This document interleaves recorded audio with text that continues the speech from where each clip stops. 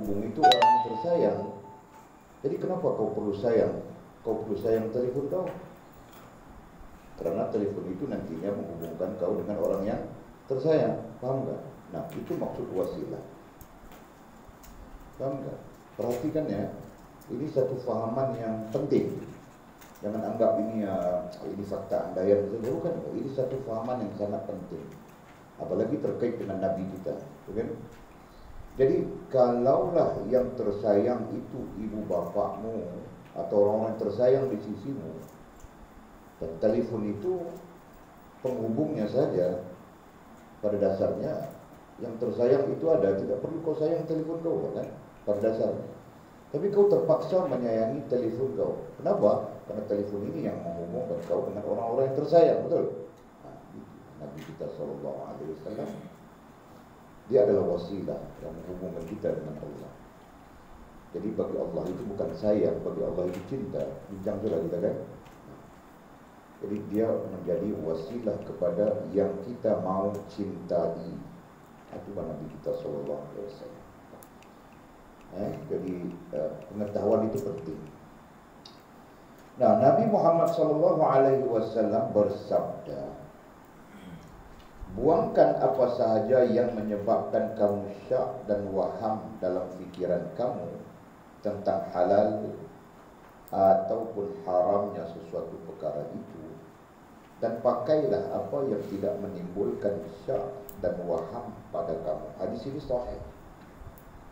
Dan rentetan daripada hadis da'ma yaribuka ila ma la yaribuk, hadis itu. Ya. Buangkan. Apa maksud buangkan di sana? Hilangkan, hapuskan. Hilangkan, hapuskan. Apa saja yang menyebabkan kamu syak, apa saja. Apa saja yang menyebabkan kamu syak. Jadi di sana terkait dengan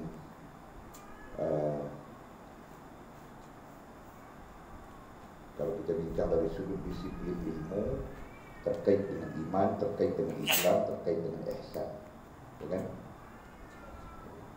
Jadi buang apa saja yang kamu syak terkait iman, buang apa saja yang kamu syak terkait Islam, buang apa saja yang kamu syak terkait ihsan, perlu dibuang semuanya, ya kan? Jadi apabila kita buang yang menjadi syak pada iman, Islam dan ihsan kita, berarti yang timbulnya nanti apa? Buka Fathur Rahman. Yang timbulnya nanti jazam. Okay. Lalu apabila jazam yang terjadi, apa yang terjadi seterusnya? Bilang syuhud ya. Nah sekarang istilah jazam itu adalah kesepakatan antara akal, hati dan tingkah laku kita. Itu dibilang jazam. Kau boleh saja pakai perkataannya, tetapi yang lebih tepat untuk kau pakai sekarang, setelah syak itu hilang, waham itu hilang, maka yang timbulnya apa? Yang timbulnya yakin. Nah, itu jawaban. Yes, kan? Sebab itu boleh suruh tengok balik Fathur Rahman. Kau suruh berapa Fathur Rahman? 11. Tengok Fathur Rahman ke surat 11. Itu yang kita ajarkan. Hafal sudah kau dulu? Belum hafal? Tidak bawa. Tidak apa-apa. Bawa tidak bawa itu tidak apa. Kau hafal ke sudah boleh tanya. Tidak lagi. Terbilah kau mau hafal dulu. Tahun depan. Tidak. Alhamdulillah.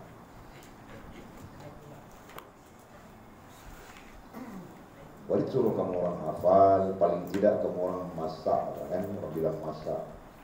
Lazim dengan Fathur Rahman, lazim dengan Asasul Usul. Kenapa?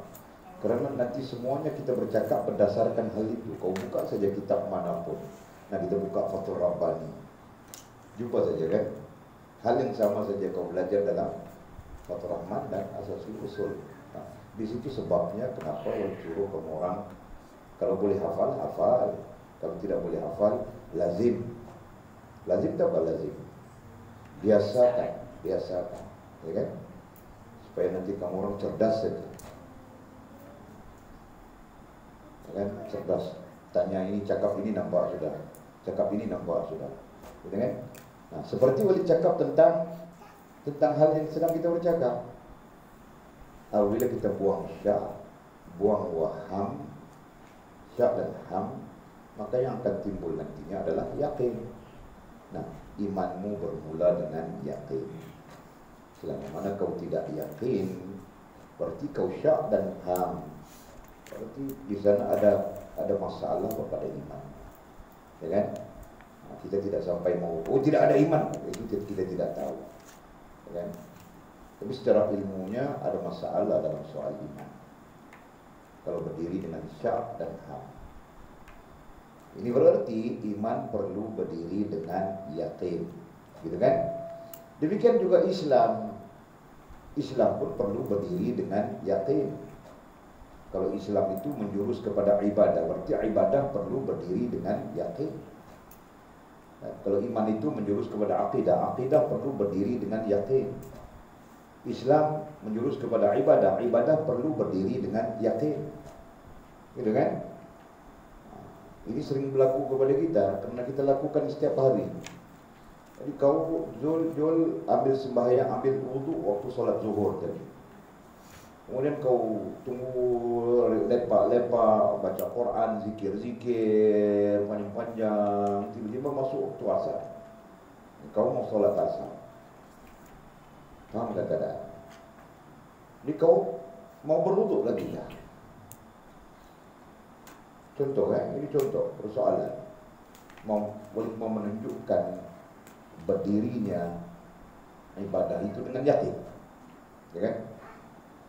Nah, Jul mau salat asar dengan wuduk zuhur, itu maksud, ya kan?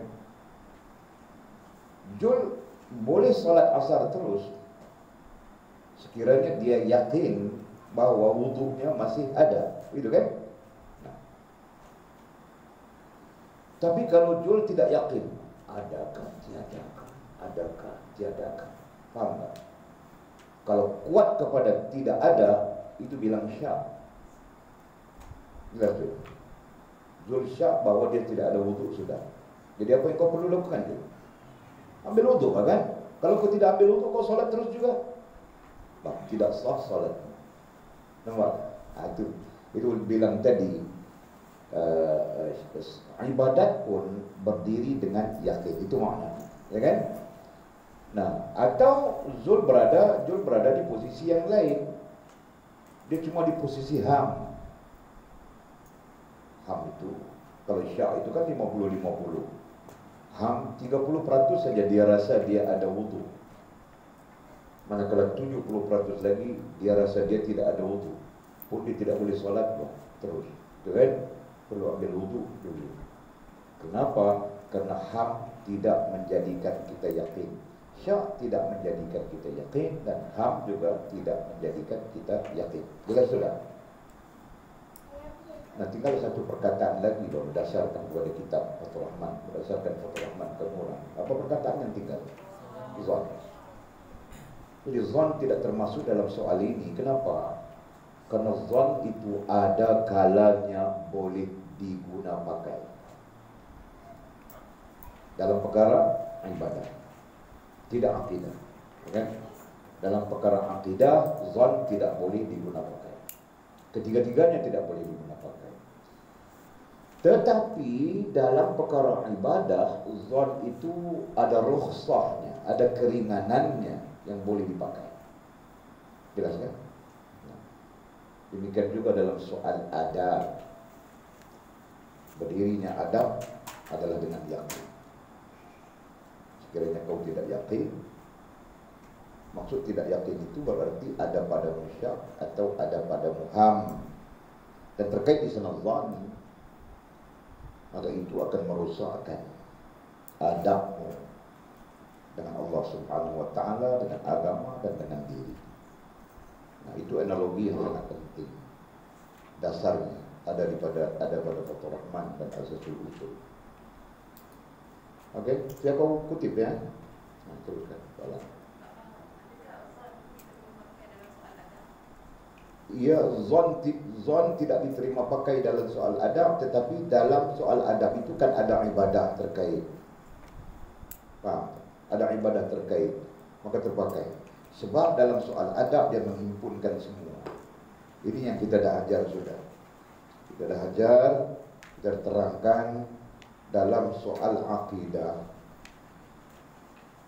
Dalamnya ada soal akidah, dalamnya ada ibadah, dalamnya ada adab. Gitu kan? Gitu kan? Ini salah penstrukturan. Di dalam soal akidah, dalamnya ada ibadah dan dalamnya ada adab. Dalam soal ibadah, dalamnya ada akidah dan dalamnya ada adab. Dalam soal adab, dalamnya ada akidah, dalamnya ada ibadah.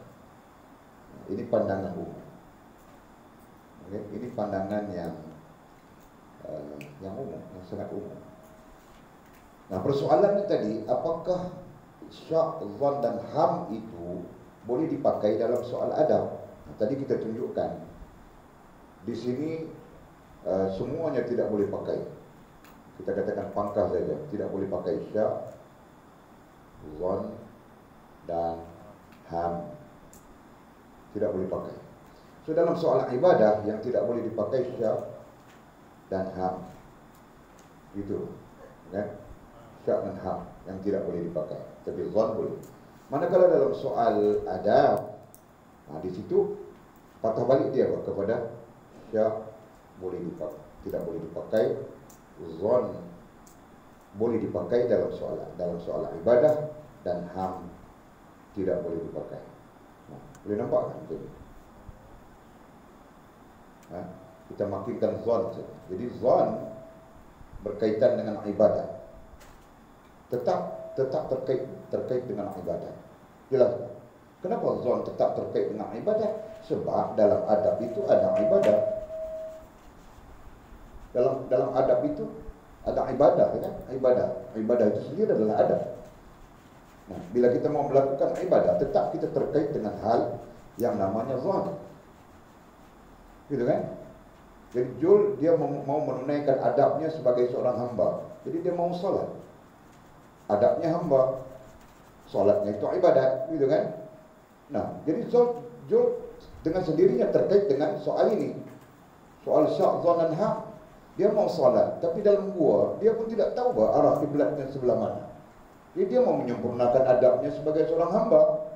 Masuk waktu sudah. Dia yakin masuk waktu sudah. Cuma dia tidak tahu kiblatnya di sebelah mana. Dia berada di dalam gua. Gitu kan? Gelap saja. Jadi dia pun zon. Aku kira kiblat sebelah ini. Jadi pun salat. Berarti dalam soal adab itu akan terpakai apa yang disebut sebagai zon. Jelas kan? Tetapi dalam soal akidah, zon itu tidak terpakai langsung.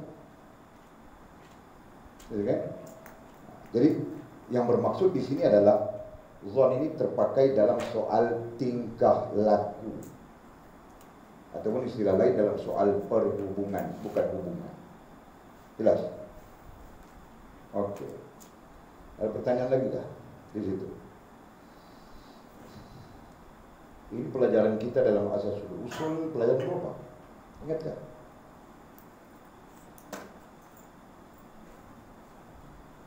Asasul Usul pelajaran berapa?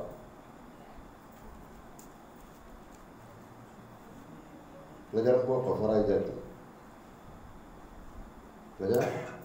Pelajaran 10. Betul kan?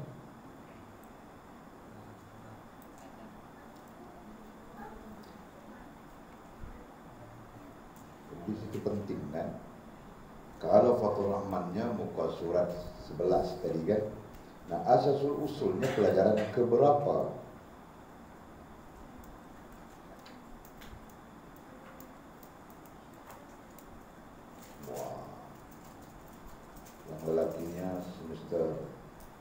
semester 2 juga kan, betul dengan anjur.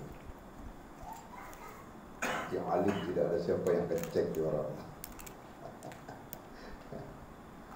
Oke, pelajaran berapa?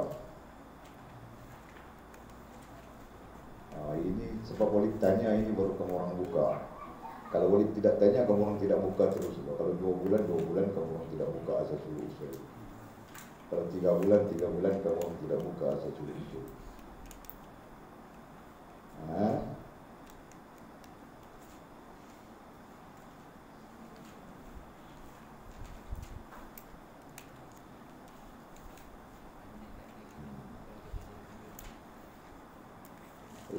Mau ingatkan kamu orang lagi sekali, kan?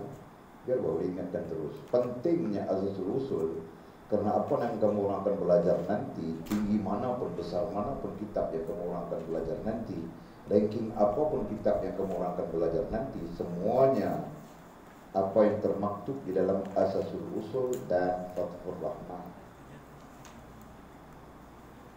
Paham tak? Kamu tidak akan dapat hal ini di tempat lain. Pergi cari tempat lain, tidak ada. Di tempat lain dia ikut kitab saja, kan? Jadi ikut kitab. Kalau kitab menerangkan itu, dia terangkan itu. Kau tidak paham itu kau punya masalah. Itu pondok. Kau tahu bahwa itu ikut sistem pondok pencari dua, kan? Nah, sampai di bahagian isyak, Zalham dia pun cerita syak begini, Zal begini, Ham begini. Kemudian dia teruskan cerita. Kau faham atau tidak faham itu kau punya masalah. Jadi guru-guru mereka berkeyakinan bahwa Allah yang memberi paham. Mereka pakai fahaman itu. Dan bukan salah fahaman. Cuma Walid pun pikir benda yang sama. Satu, Allah yang memberi paham. Yes. Tapi Walid sendiri pun perlu berikhtiar untuk kamu orang paham, kan? Nah, jadi Walid ikhtiar supaya kamu orang paham. Dan selanjutnya Walid serah pada Allah SWT untuk memberi paham pada kamu orang. Itu saja. Kalau tidak faham-faham juga, Walid membuat macam mana? Kan? Marah pun tidak faham, cakap lembut-lembut pun tidak faham. Faham dan macam mana? Ustaz Nazri bilang dia tumbuk saja. Tidak paham, panggil sini datang, pom begitu. Itu Ustaz Nazri bilang begitu. Dia bilang begitu kan? Dia bilang begitu saja, Bang. Orang-orang ini kalau tidak paham kita kasih macam begitu, baru dia paham. Kalau dipikir, kalau tidak pernah belajar cara itu. Makin betul gak makin? Tidak tahu, saya berapa bulan saja. Mereka yang lama. Walid bukan tidak boleh buat, tapi Walid takut. Kalau Walid buat, kamu orang akan demam. Mula-mula demam 3 hari, lepas itu larat 7 hari, lepas itu siap kubur saja. Jadi bukan masalah siap kubur. Walid siap kubur pun tidak apa. Tapi nanti mau korek kubur itu mau bayar duit. Mau cari mana duit? Mau beli kapan kamu orang lagi duit? Mau, banyak kok duit kan? Nah, itu yang payah tuh. Nanti keluarga kamu orang kacau-kacau pula. Mau pulang Sabah, mau bawa pulang Sabah, duit lagi. Jadi banyak duit di situ yang jadi permasalahan. Kalau mati korek lubang kamu semacam ayam itu tidak tahu. Korek lubang, korek macam ayam saja kan. Jadi siapa yang mau mengisi ruang-ruang keilmuan, atau istilah lain kau mau jadi alim, kau mau jadi ulama, seterusnya bersedia dengan kaidah yang boleh tunjukkan. Bersedia. Walid akan tuangkan apa saja yang Walid ada, pengetahuan apa yang Walid ada pada kamu orang yang bersedia. Yang tidak bersedia, itu terserah saja. Kan? Karena keilmuan ini dia ada berbagai cara.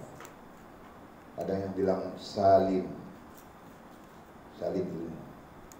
Ada yang kau perlu dengar, ada yang kau perlu tulis, ada yang kau perlu amalkan, ada yang macam-macam keadaan. Ya? Jadi semua itu dasarnya adalah satu. Kau mau kepada ilmu. Itu dasarnya. Jadi yang kau tidak mau, datang malaikat dan mengajar, kau tidak akan paham. Ya kan? Sekiranya kau tidak mau, turunlah seluruh malaikat yang ada di langit. Mungkin Jibril sekali mau mengajarmu, tetap kau tidak akan paham. Boleh andaikan begitu, tidak ada fakta yang boleh terkait di situ kan, andai saja. Jadi kemauan itu penting. Kita baca sudah kan dalam kitab adab untuk ilmu itu kan, kemauan. Lepas itu kita baca hari apa, walaupun kadang-kadang jadwal itu lupa, tidak ingat. Jadi termasuk dalam kemauan itu adalah baca, hafal, ingat apa yang disebut sebagai Fathur Rahman, atau disebut sebagai asas usul, supaya dia tidak jadi begini. Ini stuck saja. Kau cakap kau stuck lagi. Padahal hal itu sudah bercakap kan, sudah belajar sudah. Kecuali Sofia saja. Sofia pun mungkin dia dengar-dengar sudah. Sedikit sebanyak kalau cakap membantu dia faham, gitu kan? Nah,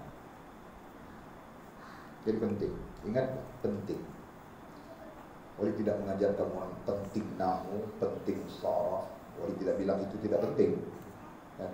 Tapi wali belum meletakkan hal itu sebagai satu kepentingan. Kenapa? Karena ilmu dikuasai dalam bahasa ibunda. Di mana-mana. Wali berjumpa sudah dengan Syekh besar. Semua bilang, kenapa kau datang belajar di sini? Saya mau belajar. Kenapa kau tidak belajar di tempat kau? Begini kita cerita. Nah, jadi kau datang sini pun belajar bukan pakai bahasa Arab, pakai bahasa Urdu. Jadi terpinga-pinga kita. Akhirnya diberi penerangan. Ilmu kau akan kuasai dalam bahasa ibundamu, bukan dikuasai dalam bahasa lain. Betul kan? Kau tidak akan menguasai ilmu dalam bahasa lain selain daripada bahasa ibundamu. Kalau datang dengan bahasa Arab pun kau akan terjemahkan kepada bahasa kau sendiri, betul kan? Nah, kalau datang dalam bahasa Perancis sekalipun kau akan terjemahkan ke dalam bahasa ibundamu sendiri. Kecuali orang Sabah itu cakap Spanyol. Mana boleh tahu kalau kamu orang kan cakap Spanyol semuanya. Macam mana panggil cakap Spanyol itu yang kau cakap itu hari? Macam mana bunyinya? Spanyol. Macam mana? Tidak tahu. Boleh ada pernah dengar apa kau cakap? Siapa kau? Menjul kan? Siapa kau cakap? Cakap Spanyol. Senyorita. Ya kan? Faham kan? Karena itu jadi wali tidak mau masa kamu orang habis 2 tahun, 3 tahun mau menghafal nahu, mau menghafal saraf, itu saja. Yang lain-lain kau tidak tahu apa. Kalau kau mau belajar sampai 10 tahun mungkin bagus. Tapi kalau kau belajar nanti 2 tahun kau mau menikah sudah gatal sudah. 3 tahun kau jadi hantu sudah. Jadi ruang yang panjang itu tadi kau habis dengan nahu, sarafnya, yang lain kau tidak tahu. Rugi kan? Rugi kan? Itu yang boleh tidak mau. Jelas. Kalau kita sudah pandai, kita sudah menguasai ilmu dalam bahasa kita nantinya, bahasa ibunda kita nantinya, tinggal 6 bulan, 1 tahun ke 6 bulan kan, baru kita buat apa? Kau mau belajar nahu, saraf, bahasa Arab lah. 6 bulan itu kita cakap Arab saja, jangan ada surang pun cakap Melayu. Paham? Oh, kami cakap Sabah, Pak. Jangan ada surang pun cakap Sabah. Mama pun serupa juga. Kita cakap Arab semua. Paham gak sila? Nah, boleh 3 bulan saja boleh cakap orang putih. 2 bulan tidak sampai boleh cakap bahasa Urdu. Paham? Padahal boleh tidak pernah tahu bahasa Urdu. Tengok saja Ustaz tidak tahu apa. Boleh ke sana, duduk dalam kelompok itu, bercakap dalam bahasanya. 2 bulan saja boleh bercakap, boleh berkomunikasi. 6 bulan kemudian boleh kasih ceramah dalam bahasa Urdu. Jadi susahkah bahasa? Tidak susah. Ingat itu. Paham tak? Nah, jadi kaum orang jangan kalang kabut dengan orang lain. Tahu bahwa orang datang tanya, kau pondok macam mana, belajar macam mana? Bilang belajar begini. Oh, tidak, nahu saraf tidak ajar ke? Tidak. Macam mana mau alim tidak ajar nahu saraf? Dia bilang, itu kegagalan fungsi otak mereka. Tahu tak? Dia bilang macam mana mau alim kalau tidak belajar bahasa Arab. Kalau Syekh Walid itu hari dia marah dengan Walid. Kau bodoh saja bercakap. Kau ingat satu dunia punya ulama ini semua tahu Arab kan? Walid pun terkejut juga. Ada ulama yang tahu Arab, ada ulama yang tidak tahu Arab langsung. Paham tak? Jadi jelas. Dan kalau dia rujuk teks Arab, dia perlu cari terjemahan juga. Terjemahan dalam bahasa apa?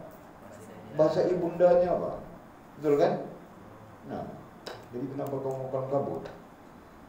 Jadi itu prinsip Walid, cara Walid. Dan insya Allah Walid yakin kamu orang boleh. Dengan syarat kamu orang ikut cara Walid. Kamu orang tetap mau ikut cara kamu orang juga. Suruh hafal, tidak hafal, suruh. Aduh. Suruh menikah, tidak mau menikah. Mana? Sila seorang saja yang mau menikah. Hah? Seorang lagi siapa? Mari. Mari keluar dari kawalan kita sudah dia. Kau jangan campurkan dia dalam urusan kita. Kau melibatkan orang lain saja. Yang dalam urusan Walid adalah orang-orang yang dalam urusan Walid saja, termasuk Masjid Daya.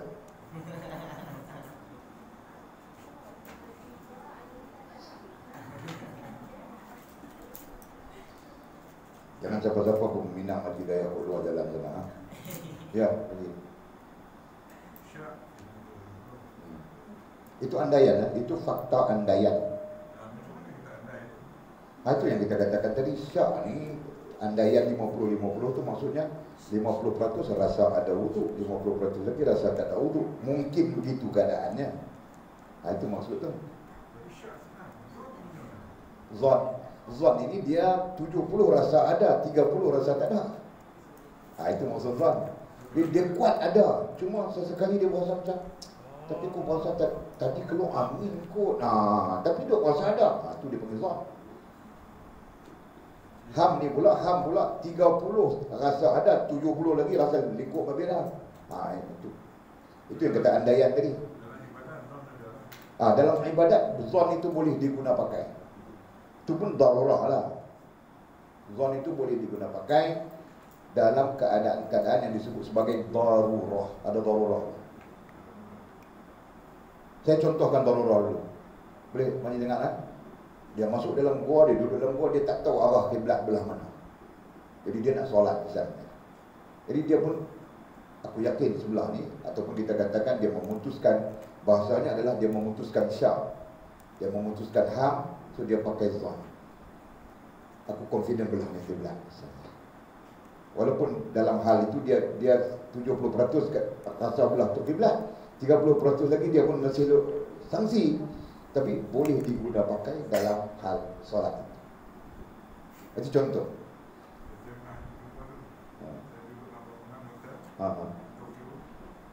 Tak tahu kiblat mana. Yes. Jadi syarat nak kita nak solat itu kita kena menghadap kiblat. Jadi di situlah proses zon itu berlaku dan boleh digunakan pakai. Itu bukti dia. Konsep yang sama macam orang tawaf di Baitullah. Kita tawaf di Baitullah Al-Haram. Syarat sah tawaf itu adalah 7 pusingan yang sempurna. Jadi kita tawaf 6 kah 7 kah 6 kah 7 kah, kita kena pusing kan? Sampai kita yakin bahawa 7. Dah pusing semua, kita pun yakin 7. Tiba-tiba kawan yang perhati kita tadi dia beritahu, weh 9 lah memang sah lah. Sebab kita dah sempurna. Maksudnya kita perlu yakin sempurna 7.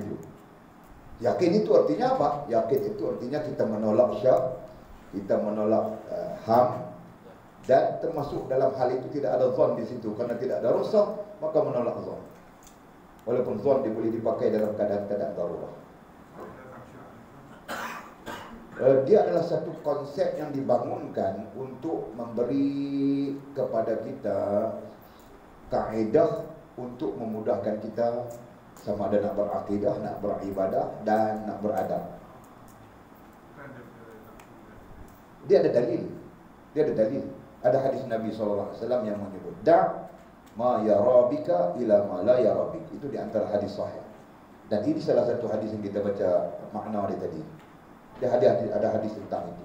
Jadi perkataan syak itu, perkataan waham itu, perkataan zon itu adalah perkataan yang memang ada pada sisi hadis. Begitu. Dan para ulama ambil untuk jadikan dia sebagai istilah-istilah fiqhiyah, istilah-istilah fiqh.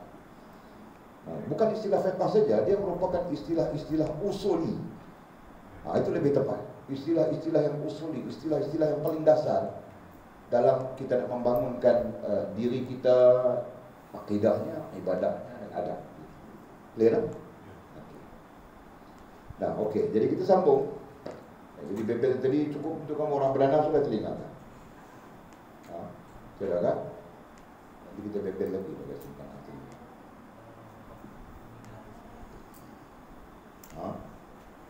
Suruh bebel lagi. Pas suruh bebel lagi. Anyung benci juga. Okey, nah tengok. Buangkan, kata Nabi SAW, buangkan. Jadi istilah mendukung dari apa? Hilangkan, hapuskan apa sahaja yang menyebabkan kamu syak.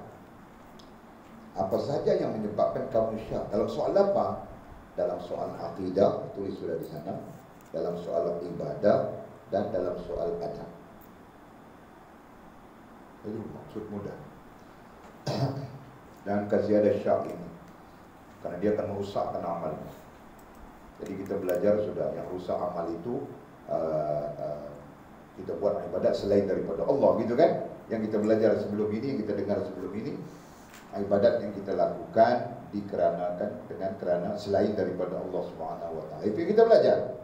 Nah, sekarang kita berjumpa lagi. Ada lagi yang merusakkan amalmu. Apa? Namanya syak. Namanya ham. Contoh kan? Dan ham, bukan waham. Jadi selalunya orang kita Melayu ni sebut waham. Syak, zon dan waham bilangnya begitu. Wa pada ham itu sudah makna dan ham. Kalau mau dibaca, kan? Perkataannya adalah ham. Buangkan apa sahaja yang menyebabkan kamu syak dan ham. Itu perkataan.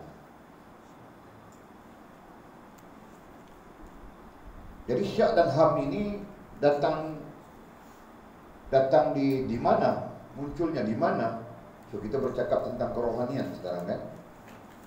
Katanya dalam fikiran kamu. Oleh kerana kita fokus kita, pengajian kita, fokus kita adalah kerohanian. Kerohanian terkait akalmu dan terkait hatimu, gitu kan? Itu jelas sudah. Fakta itu adalah fakta muktamad. Kerohanian terkait akal dan terkait hati. Nah, sekarang dia bilang, buangkan apa sahaja yang menyebabkan kamu syak dan ham dalam fikiran. Fikiran artinya terkait akal. Dengan dan yang terkait akal itu nantinya terkait dengan hati. Cuma di sini dia pakai satu istilah saja, fikiran. Dalam fikiran kamu. Jadi rupa-rupanya syak dengan ham maupun zon sekali datangnya dalam fikiran kita. Itu maksudnya. Jelas kan? Jadi kalau datang dalam fikiran kita syak dan ham, buangkan saja, hapuskan saja. Nantinya kita belajar macam mana mau buang, macam mana mau menghapuskan. Jelas. Katanya tentang halal ataupun haramnya sesuatu perkara itu. Jadi terkait di sini langsung dia sebut hal apa yang datang dalam fikiran yang namanya syak dan ham. Mungkin tentang halal atau haramnya sesuatu perkara, mungkin. Nah, mungkin tentang boleh atau tidaknya sesuatu perkara. Ya?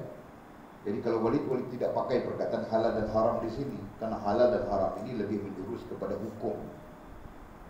Ya, walaupun pada dasarnya semua hukum kan. Walid lebih senang memakai perkataan tentang boleh atau tidak sesuatu perkara. Jadi kalau ikut Syekh Walid punya penjelasan, jadi halal dengan haram itu dia sebut boleh atau tidak sesuatu perkara. Ini selalu datang ke dalam akal kita, datang dalam fikiran kita sampai menimbulkan syak. Ya kan? Menimbulkan syak dan ham, zon sekali. Boleh atau tidak boleh, boleh atau tidak boleh. Kadang-kadang disebabkan kejahilan kita kan. Bolehkah tengok orang baca berita? Yang kita mau dengar itu berita. Tapi kita tengok orang yang baca berita. Yang baca berita itu tidak tutup aurat. Itu soalan itu. Jadi apakah dibolehkan kepada kita kerana mau mendengar berita dan melihat orang yang membaca berita tidak menutup aurat? Itu contoh persoalan yang mungkin timbul kan? Jelas. Jadi boleh ke tidak dia? Kau ni mau geleng kepala pun takut. Tidak perlu risau, tidak ada siapa akan mengukur kau punya keilmuan, kan? Boleh atau tidak Jo? 10 tahun lagi pun.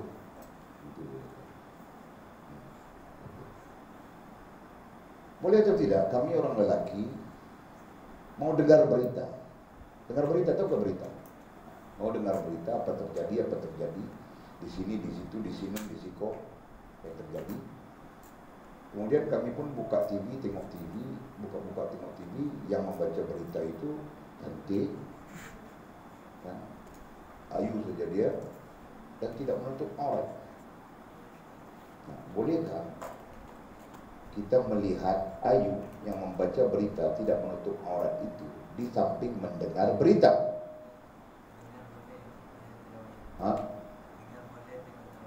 Dengar boleh. Lihat ayu? Boleh. Tidak boleh. Boleh juga? Tidak boleh. Siapa bilang boleh tadi? Anu bilang. Dia bilang boleh. Jadi ya dengar berita boleh, melihat ayu itu salah kan? Nah, kita nantinya akan apa kita bilang ya? Akan datang yang namanya syak dan namanya ham atau zon sekali di situ. Itu antara contoh pada perkara boleh atau tidak. Tidak apalah, tengoklah, aku mau dengar berita saja Pak.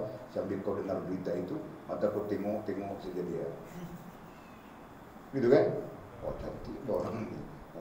Akhirnya berita itu kemana? Dia yang masuk dalam kepala kita, dia yang masuk dalam fikiran kita.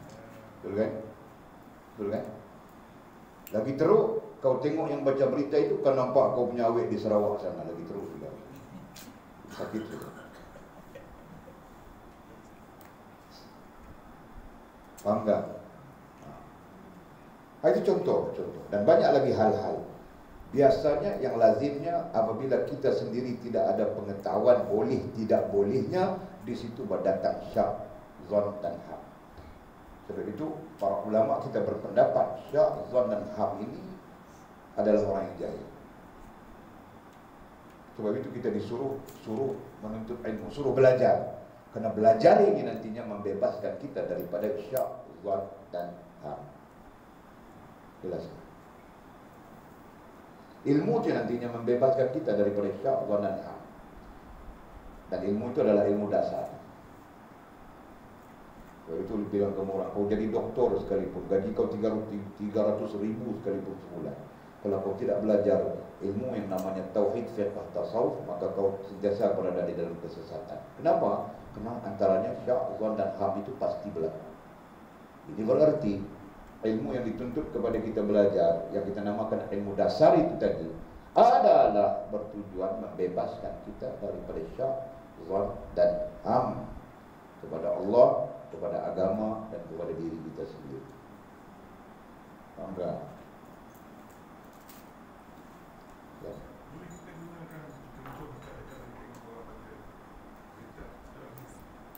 Macam mana?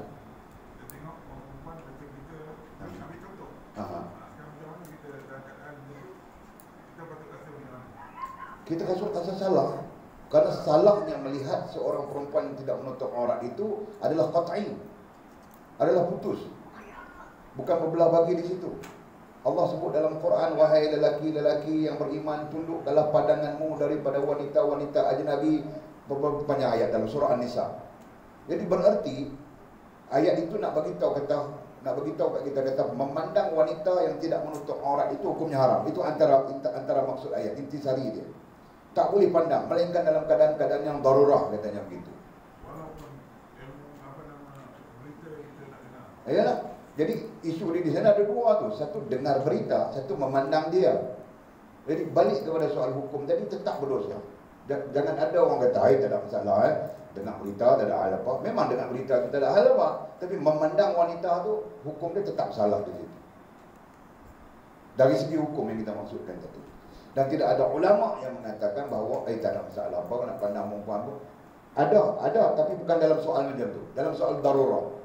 Contohnya dalam soal perubatan yang mana doktornya adalah seorang wanita, mungkin tidak Islam dan sebagainya, kita katakan maka itu adalah keharusan rukhsah-rukhsah yang terkait dengan zon yang kita sebutkan tadi. Terbalik. Ha. Berita di TV. Kalau dalam radio, perempuan suara orang nak. Jadi depends juga kalau suara itu mendatangkan keberahian. Dengar suara saja menitik sudah air itu. Maka di situ ada masalah di situ kan. Ada masalahnya di situ. Itu contohlah kita sebut tu. Ya. Jadi kalau kita bincang detail, halus apa yang dikemukakan hadis ini, nak beritahu kata semua perkara macam tu. Tapi dah kita berada di dalam satu suasana yang campur aduk. Jadi macam-macam dah campur aduk kita ni. Dan campur aduk itu sampai-sampai kita kata tahap sekular habis semua dah. Tahap campur aduk tu dah sekular. Jadi sampai-sampai hilang hal yang sebenar tu dah hilang. Yang sebenarnya ini. Ya. Jadi sebab itulah para ulama ada buat penelitian yang kata perempuan berdasarkan kepada nas. Tengok tumit pun boleh geram. Tiap hari. Kita tanya dia sedang mengalaminya. Kan sampai-sampai track dia bunyi telefon, dia tahu dah siapa punya WhatsApp. Power sampai macam tu sekali. Ini boleh clear Maji kan? Dia nampak lah. Macam tu lah. Jadi kita tak boleh nak buat apa. Memang kita tak boleh. Sebab itu di sana kita diajar supaya jaga akal kita, bersihkan akal, bersihkan hati. Bila akal mau bersih, hati mau bersih, apa yang kau pandang nantinya tidak akan terkesan kepada akal, tidak akan terkesan kepada hatimu. Itu isu dia tu. Yang duk jadi terkesan ni pasal akal dengan hati kita pun kacau gila. Di situ punca terkesan tu. Ya, dan kita diajar supaya membersihkan akal, membersihkan hati. Sebab itu. Ya, jadi di tahap-tahap kita ni tengok tetap masuk dalam kepala. Jujur cakap, boleh naik motor dengan Anjung bawa baldi, boleh ikut belakang, Anjung bilang, boleh tengok oleh perempuan tu. Boleh pun tengok pak perempuan punggungnya besar. Boleh solat pun nampak punggung perempuan tu. Jujur saja. Ya, kita bercakap jujur. Jadi kamu orang semua macam itu, kami yang nanya.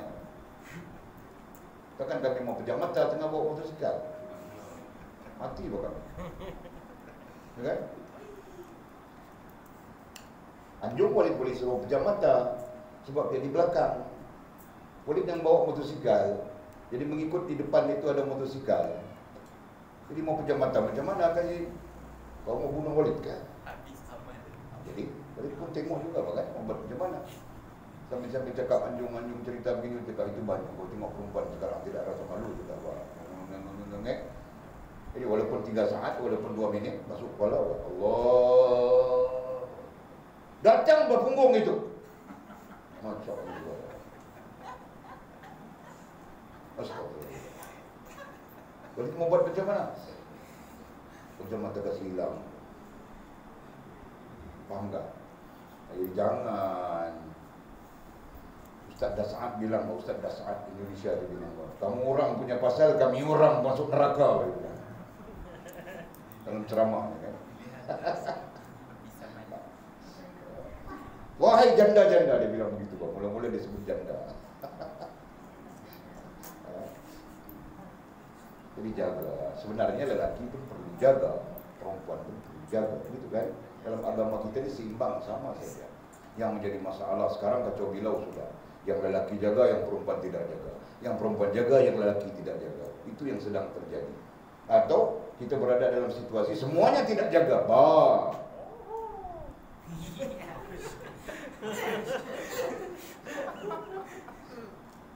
Dengan semua jadi rusak habis. Dan betul bahwa hadis Nabi kalau kita rujuk kepada hadis lain, kamu akan berada di satu zaman kata Nabi, ataupun lebih kurang maknanya akan datang padamu wahai umat satu zaman di mana mengikut syariat Allah Subhanahu wa taala itu umpama menggenggam bara api. Atau kama qala Nabi SAW. Siapa yang mau mengikut syariat Allah macam genggam bara api saja. Panas saja. Sampai yang tahan dia genggam terus, ikut terus.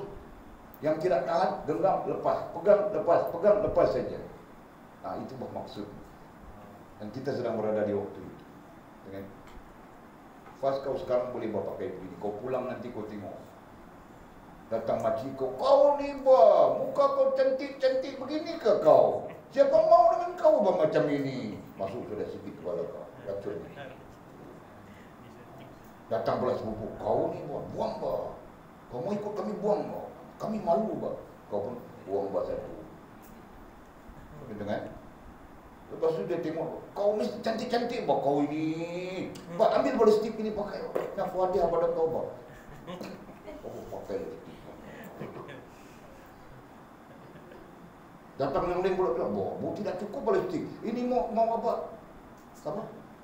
Maskara. Yang serupa keras, serupa lutung dia. Ha? Apa benda itu? Ha? Eyeshadow. Cerita apa dengan Walid yang bukan-bukan? Nanti Walid cakap tempat lain macam itu juga. Kau cakap itu yang Walid cakap. Kau cakap, itu gam. Tempat orang lain boleh akan cakap gam. Dengan main-main. Walid tidak tahu kan? Eyeshadow. Tiba-tiba kami datang dengan mama Fatimah mau cari phone. Ada orang datang macam apa? Datang macam ini fas ke? Itu fas ke? Fas ke itu? Betul ke? Jadi kami nanti terkejut. Kalau ada sakit jantung, pingsan di situ. Enggak. Sekarang ya begitu bagus kau begitu bagus kau make-up begini kan? Kenapa? Karena persekitaran kita. Itu pentingnya persekitaran, kau tahu kan? Karena persekitaran itu yang mendukung kita. Nah, kau pulang kepada persekitaran kau nanti, kau berdepan dengan, kalau dalam istilah hadis bilang zakhmiyun, itu sesuatu yang mencengkam. Itu yang kau akan hadapi, kan? Orang pandang begitu, orang pandang begini. Tapi sekarang kurang sikit sebab artis berpakai niqab sudah. Dulu orang bilang hantu kongkong.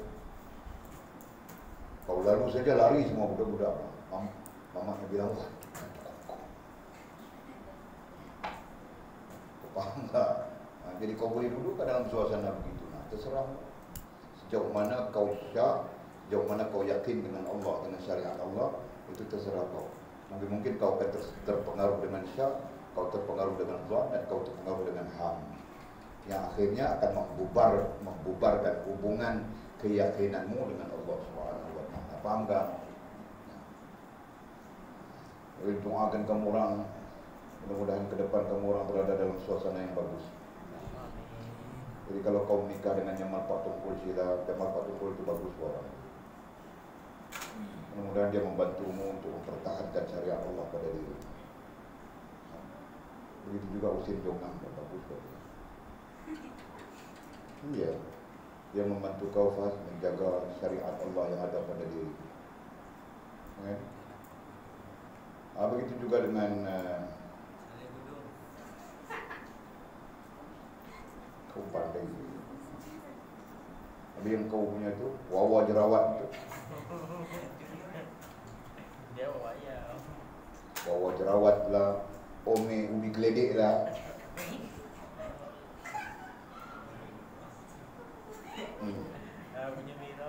Ya insyaAllah mudah-mudahan kamu orang Allah SWT anugerahkan sesuatu yang mampu untuk kita menjaga agama Allah SWT. Nah, sambung. Tengok Pak, tengok jangan seronok sangat Pak. Kenapa? Kau seronok sebab boleh bilang Umi Jerawat.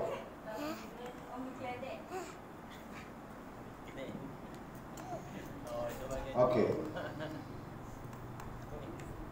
Jelas sudah yang tadi ya? Jelas ya? Dalam fikiran kamu tentang halal ataupun haram, jadi dhabitnya apa tadi? Baik atau buruk dhabitnya di sana. Suatu perkara itu.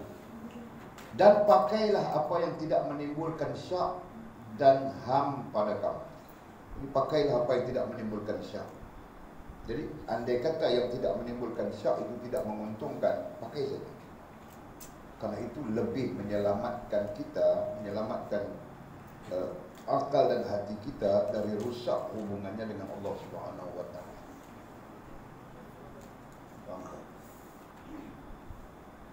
Jadi ada pendapat, ada satu komentar, wali tidak ingat dalam Fatwa Rabbanika, dalam Adabun Nufuska, yang yang musannifnya memberikan komentar tentang ini dengan mengatakan kebanyakan syak, dhan dan ham ini berlaku dalam perkara-perkara yang harus.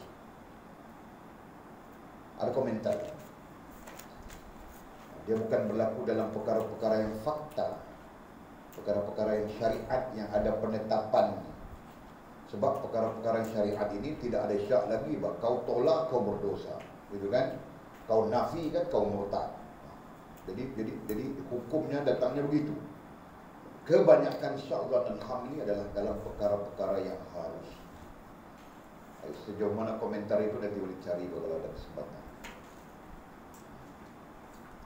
Yang penting kita paham sudah sekarang, ini merupakan penyakit yang berbahaya kepada akal dan hati kita, yang telah diistilahkan oleh para ulama kita dengan nama syak, dhan dan ham.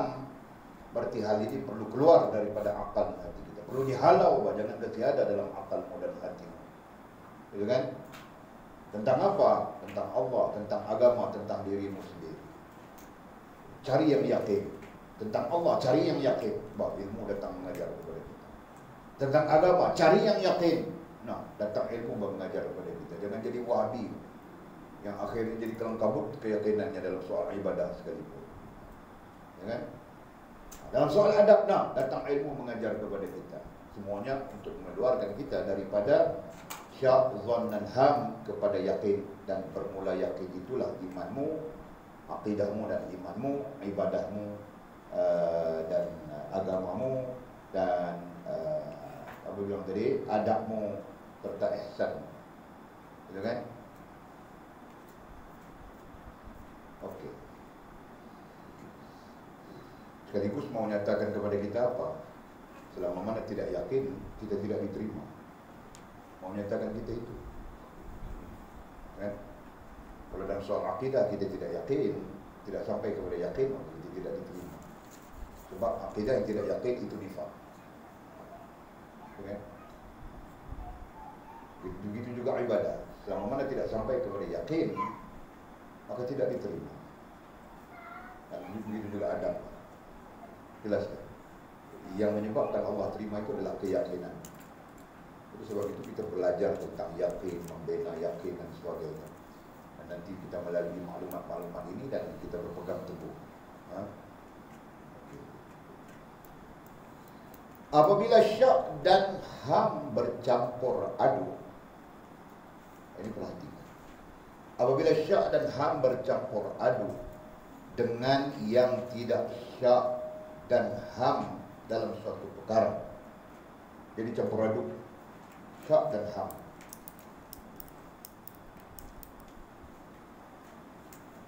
Campur aduk antara syak campur ham, bercampur dengan yang bercampur aduk dengan yang tidak syak dan campur aduk dengan yang tidak syak ya berpangkah begini saja, tidak syak campur dengan tidak ham. Berarti ada dua keadaan di sini kan. Satu keadaan syak dan ham, satu lagi keadaan yang tidak syak dan tidak ham. Bercampur. Jadi mau cerita apa? Yang Oli cerita tadi, Oli sebutkan tadi, kita berada di situasi ini. Ini mau menceritakan kondisi, situasi, keadaan. Kita berada di keadaan ini, keadaan campur aduk di antara perkara yang syak dan ham dengan perkara yang tidak syak dan tidak ham. Nah, campur aduk saja kita. Kita begini, mak bapak kita begitu. Kita begini, suami kita begitu. Jadi kita mau kasih apa? Mau kasih match. Itu susah, sangat susah. Kan? Kita begini, masyarakat kita begitu. Mungkin begini dan begitu terkait hal ini. Kita berada di posisi tidak syak dan tidak ham, masyarakat kita berada di posisi syak dan ham. Kita berada di posisi tidak syak dan tidak ham, suami kita berada di posisi syak dan ham. Kita berada di posisi tidak syak dan tidak ham, istri kita berada di posisi syak dan ham, ataupun lebih daripada istri, mungkin anak kita dan sebagainya. Jadi kita dikelilingi oleh satu keadaan begini. Boleh nampak kan? Mau menikah pun susah, Arif, kan? Kan, Arif? Dah lah nak nikah, minta 20,000, 15,000. Nak pergi sana kuarantin kalau 3 hari. Kuarantin berapa hari? Seminggu. 10 hari. Kalau hotel 1 hari 3 hari, 10 hari 3,000. Kuarantin saja. Kan? Tapi tak suruh. Bubak main 10 hari dan nak kena ada 15,000 situ. Nikah lagi tak ke pening balap dia kan. Kita pernah ejan nak recommend, tak tahu nak buat macam mana. Lalu lagu ni lah telefon cakap minta mar kahwin sudah 3 hari. Mar kahwin 3 hari sudah. Ha? Lepas tu nikah online. Nikah online. Ha? Boleh apa? Boleh apa kan? Fake kita boleh? Fake, fake apa dibilang? Fake apa? Fake mu'assara. Fake mu'assara boleh. Kalau kau duduk di sini, bakal isteri kau ada di Mesir, kau berjumpa dengan bapaknya nikah online ataupun menikah online boleh tak? Nikah online itu sendiri boleh, menepati syarat-syarat. Dia apa mau susah ke? Kau kasih banking saja 300 bang, jalan. Tapi boleh. Susahnya. Nampak? Kau pun terlalu aduh, cakap macam senang saja boleh. Nampak? Ini menggambarkan persekitaran kita yang begitu. Ya kan? Kalau persekitaran kita semuanya tidak syak dan tidak ham, apa susahnya di sana? Betul kan? Mau menikah saja kan? Nah, berapa maharmu? 1,000, kasih dia 1,000 selesai Pak. Nikah saja. Tapi oleh kerana persekitaran kita dipenuhi oleh syak dan ham, yang seorang bilang gini, yang seorang bilang begitu, yang seorang bilang, "Oi, tidak boleh adat mesti ditegakkan, biar mati anak, jangan mati adat." Yang seorang bilang begitu, akhirnya jadi 30,000. Kau faham ke masalahnya sekarang? Persekitaran.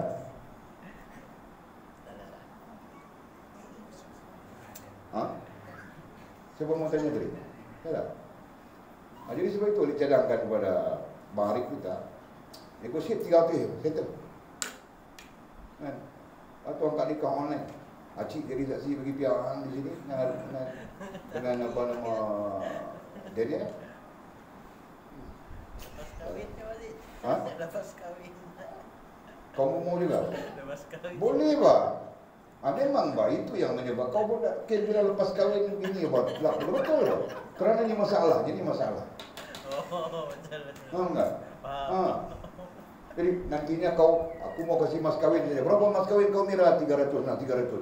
Oh bukan cukup Pak, ini kenduri lah, itulah, inilah. Datang mak saudara kau bilang, oh mau buat pelamin Pak. Kau bilang, aku tidak mau pelamin, aku ni tidak mau Pak. Ini. Datang, mana boleh Pak, adat kita Pak, begitu dipertahankan, ya kan? Ini Pak, yang menyebabkan kehidupan yang sepatutnya berdiri dengan tidak ada syak dan tidak ada ham, menjadikan dia syak dan ham. Faham tak? Jadi syak dan ham kita pakai istilah apa tadi? Boleh dan tidak boleh. Begini Pak, sepatutnya tidak ada yang tidak boleh. Mudah saja, gitu kan? Nah, menjadikan dia syak dan ham, menjadikan dia payah, susah dan sebagainya. Sekarang mau menikah payah, mau berzina senang.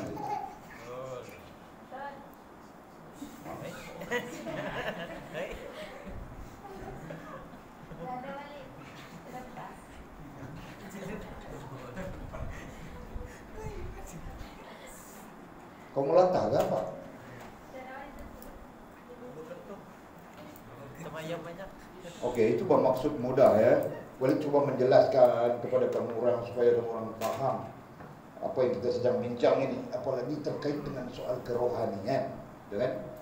Jadi boleh terpaksa memberikan kamu orang misal-misal, contoh-contoh yang terkini supaya kita boleh menanggap isu yang sedang kita bincang. Oke. Nah, apabila syak dan waham bercampur aduk dengan yang tidak syak dan ham dalam suatu perkara. Jadi syak dengan ham di sini kamu orang pakai yang tadi saja. Boleh atau tidak boleh itu tadi, kan? Jadi bercampur aduk di antara yang boleh dengan tidak boleh.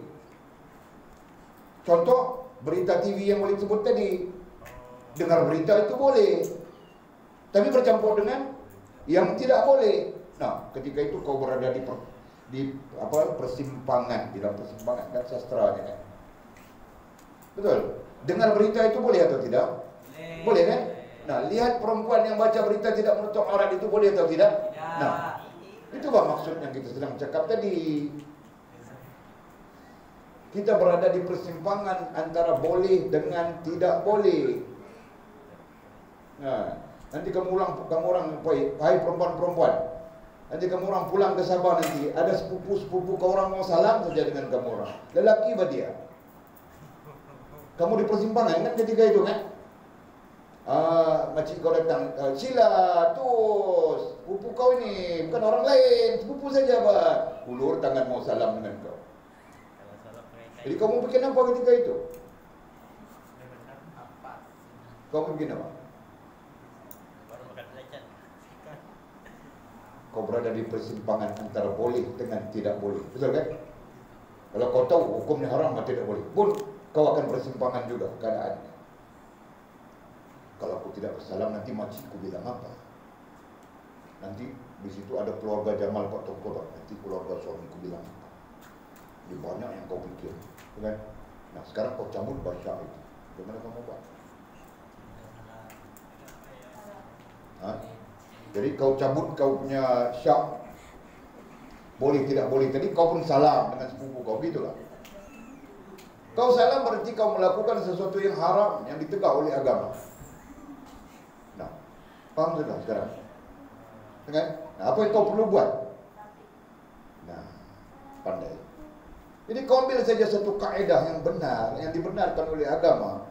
Berarti kau cabut kau punya syak, kau cabut kau punya zon, kau cabut kau punya ham dengan yakin. Maka yakinnya kau ambil kau punya tudung, kau salam saja.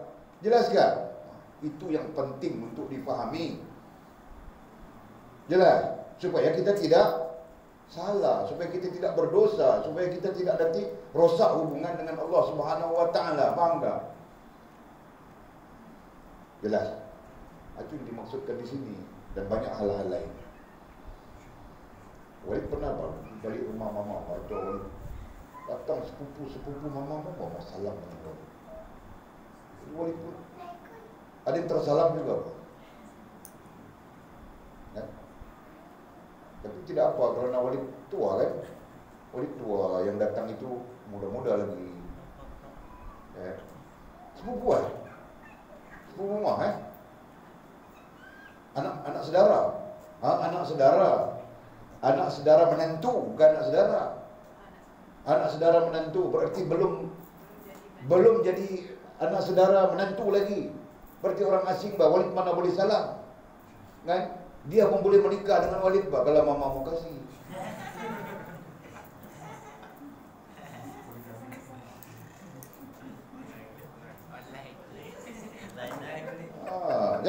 Jadi mana boleh. Tapi Walid tidak tahu dia siapa. Salam saja. Walid dia siapa? Salam sudah. Baru tahu bah rupanya ini bakal menantu sebagainya. Dosa sudah lain. Siapa boleh nafikan dosa itu? kita tetap perlu merasa berdosa kan? Nampak tak? Jadi campur aduknya kita antara boleh dengan tidak boleh. Dan situasi ini nantinya mempengaruhi akal dan hati kita, menyebabkan akal dan hati kita pun akan berada di dalam situasi boleh dengan tidak boleh. Jadi ketika itu kita mau lakukan atau mau menolaknya. Itu saja. Faham tak? Jadi balik kepada kitab kita. Saya harap kamu orang faham sudah dengan contoh-contoh yang begitu banyak boleh dikasih. Jadi katanya apabila syak dan ham bercampur aduk dengan yang tidak syak dan dengan yang tidak ham, dengan yang tidak syak dan ham, ini kemudahan fahamnya, struktur mudah fahamnya ini tidak boleh. Fahamannya ini boleh. Fahaman mudahnya ini boleh. Kita katakan begitu. Jadi bercampur aduk sudah antara tidak boleh dengan boleh. Jadi apa jadi di bawah ini? Apa jadi di bawah ini? Apa yang akan jadi di bawah ini? Bercampur aduk di antara boleh dengan tidak boleh. Apa jadi di bawah ini? Rusak.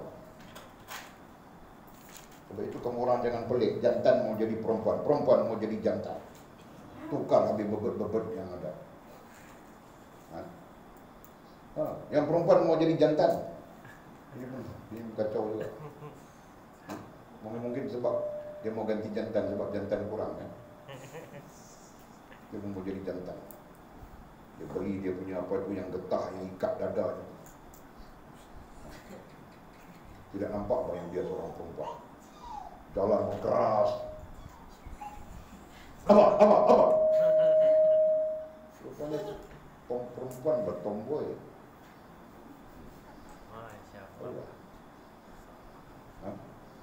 Kenapa jadi begitu? Ini semua kesan daripada implikasi daripada tidak boleh campur dengan boleh, akhirnya menghasilkan jawapannya rusak. So itu implikasi. Dan itu kita bercakap tentang masyarakat umum kan. Nah, sama saja hal itu akan terjadi dalam diri kita sendiri.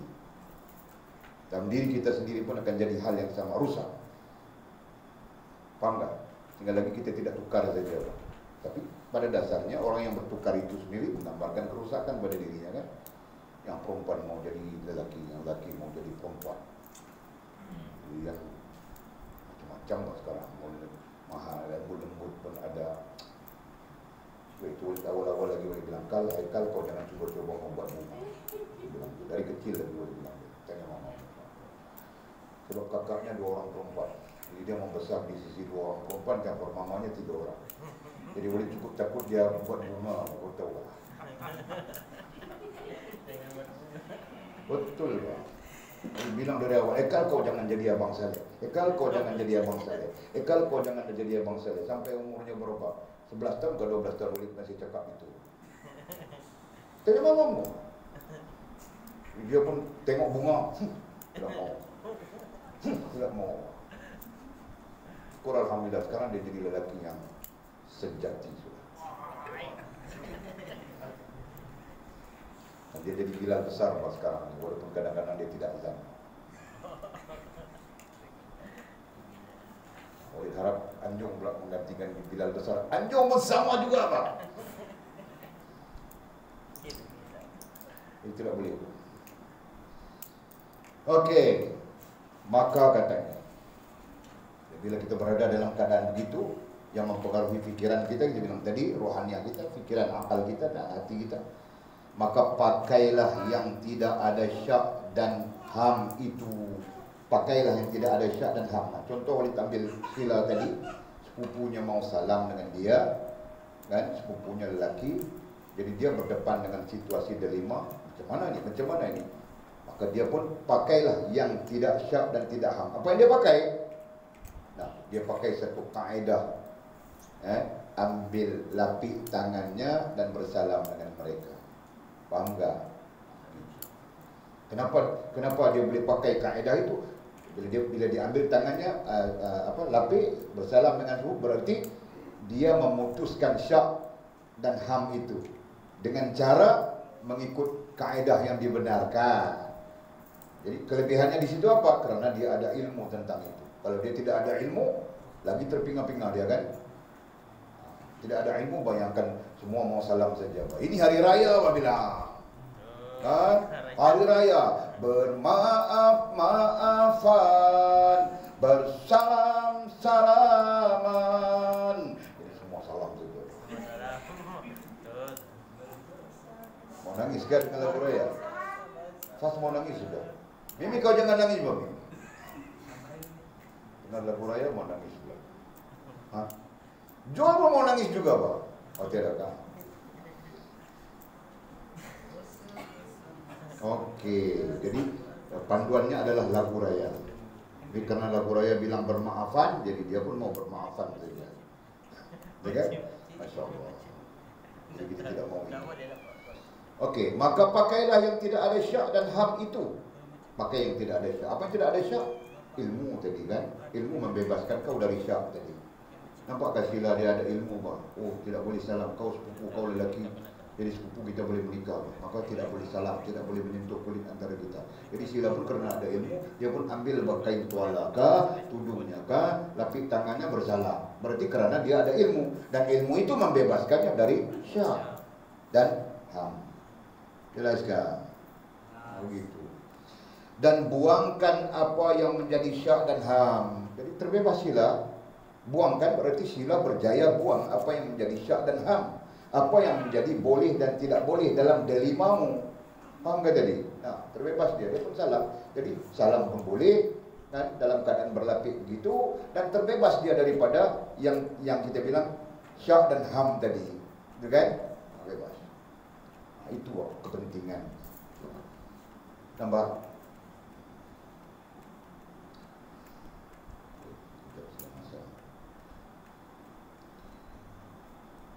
Dalam perkara yang menimbulkan syak dan ham, dan ini sentiasa mengacau katanya. Dalam perkara yang menimbulkan syak dan ham ini. Jadi ringkasan kamu orang apa dia? Apa ringkasannya? Boleh dan tidak boleh tadi kan? Jadi dalam perkara yang menimbulkan syak dan ham, dalam perkara yang menimbulkan syak tidak boleh dan ham boleh misalnya. Dan ini sentiasa mengacau. Jadi perkara ini sentiasa mengacau fikiran kita. Kenapa mengacau fikiran kita? Karena dia sudah wujud sekian lama dalam persekitaran kita. Ada kan? Karena telah wujud sekian lama dalam apa? Dalam persekitaran kita. Nah, syak dengan ham, campur tidak syak dengan tidak ham.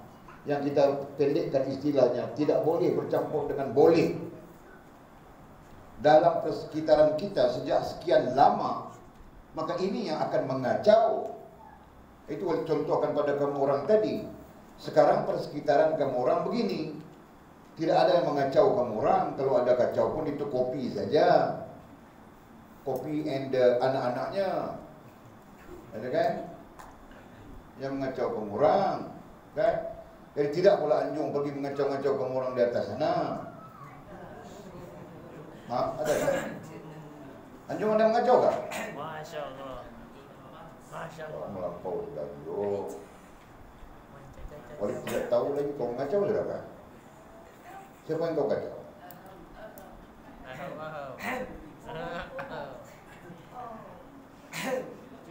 Siapa yang anjung kacau? Wali mau kasih menikah terus. Mas kawin boleh bayar 25 sen saja. Coba. Mas kawin. Kau kacau siapanya? Mana ada yang kacau siapa? Tidak baik.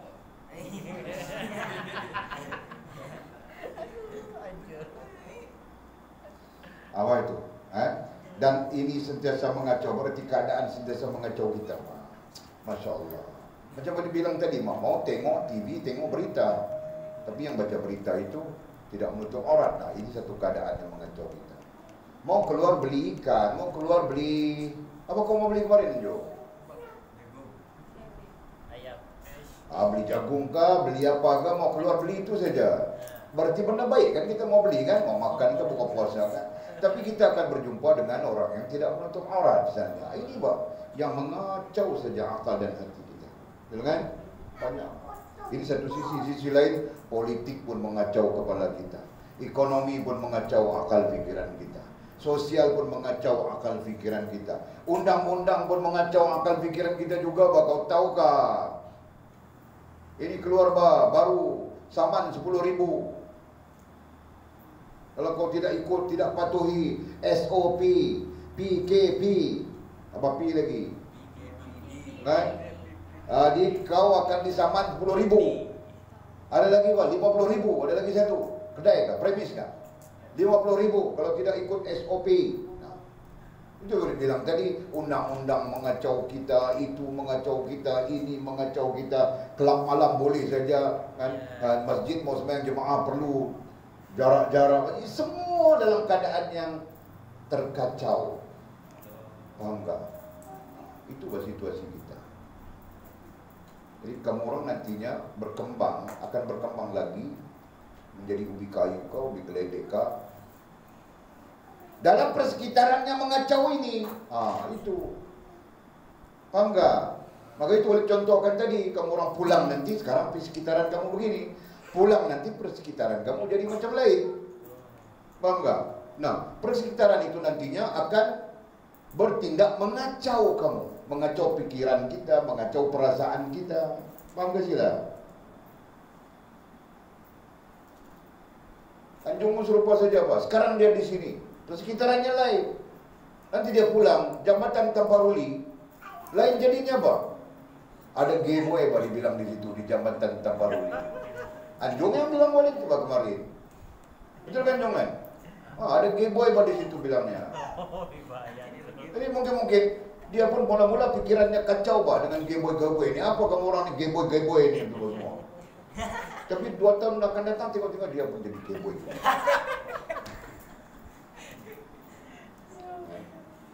Kita bimbang itu, paham gak Jol? Nah, Jol pun serupa juga Pak kau.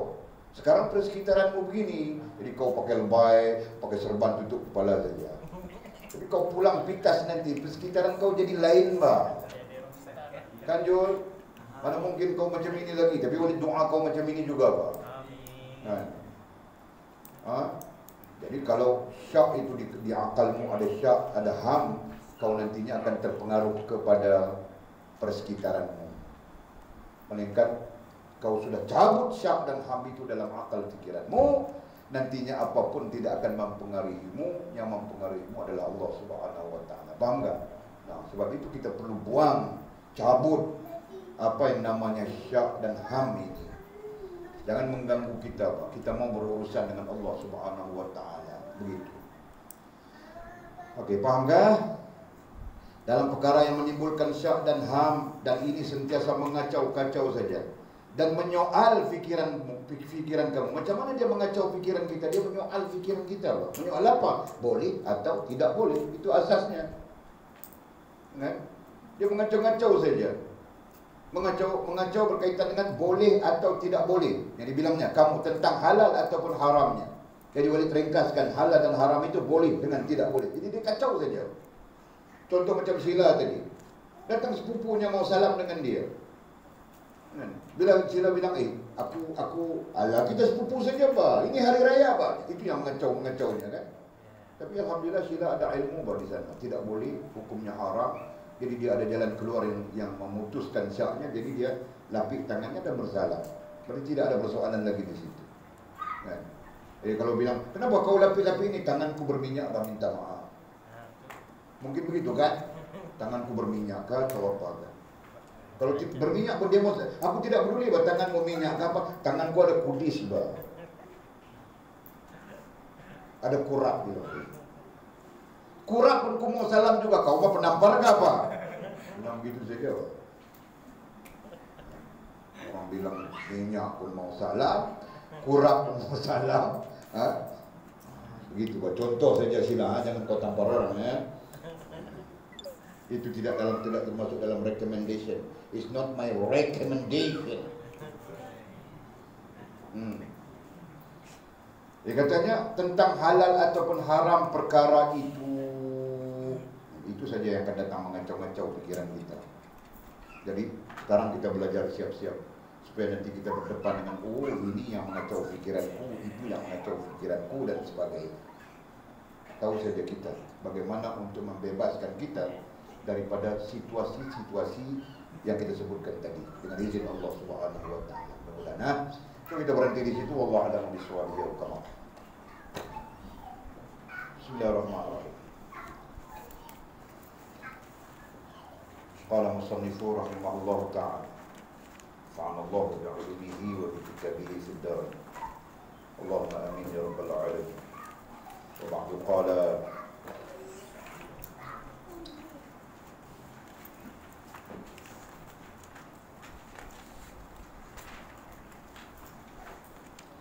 jangan engkau sebarkan rahasiamu kepada semua orang, dan janganlah engkau mengintai hal orang lain, dan jangan kamu bertutur kepadanya dengan ilmu yang tidak mampu difahami oleh akalnya, dan jangan engkau mencampuri sesuatu yang tidak berkenaan denganmu.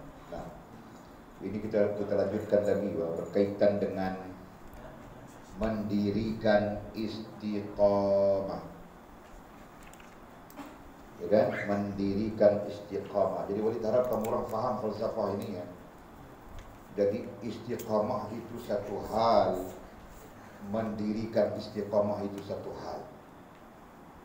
Jadi kau tidak mungkin istiqamah tanpa ada diri istiqamah. Itu yang penting kamu orang perlu faham, yang ulang-ulang sebut, ya kan? Kau tidak mungkin boleh makan kalau kau tidak ada perut.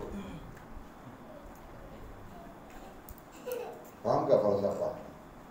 Jadi kerana kau ada perut, yang kedua kau ada nafsu makan, maka kau boleh makan. Betul? Ada orang ada perut tidak boleh makan, betul kan? Jadi fahamannya jelas.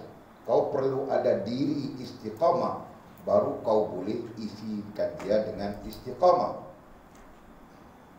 Faham sila? Kalau diri istiqamah itu tidak ada, mana mungkin kau mampu mengisinya dengan istiqamah. Kalaupun nanti kelihatannya seperti istiqamah, tapi pada hakikatnya tidak. Jelas kan? Jadi apa? Kalau bukan istiqamah itu apa? Itu dia suka melakukannya, bukan istiqamah. Suka melakukan itu bagian daripada istiqamah. Jelas kau dicakap. Makin kau kebingungan dengan sastra itu kan? Yes. Nah, boleh tanya kau sendiri. Kau boleh makan kan? Boleh. Jadi apa sebab kau boleh makan? Suka. Suka makan. Nah, suka itu bagian kan? Nah, kau nampak sekarang bagian. Yang sebenarnya bukan suka makan itu satu hal. Yang sebenarnya kau ada perut dan kau ada nafsu makan. Begitu kan? Jadi dalam nafsu makan kau itu bang, duduknya suka. Jelas. Kalau kau tidak ada perut, Tidak tahu. Tidak pernah terpikir. tidak pernah terpikir kan? Oke. Jadi kalau kau tidak ada perut, orang yang ada perut pun tidak ada nafsu makan, hilang bah dia suka makan kan? Walid ada kawan bah dia cukup suka makan. Dia dengar saja suka makan. Di sana ada kambing bakar baru betul. Tahu saja dia di mana. Tapi sekarang dia tidak boleh makan sudah.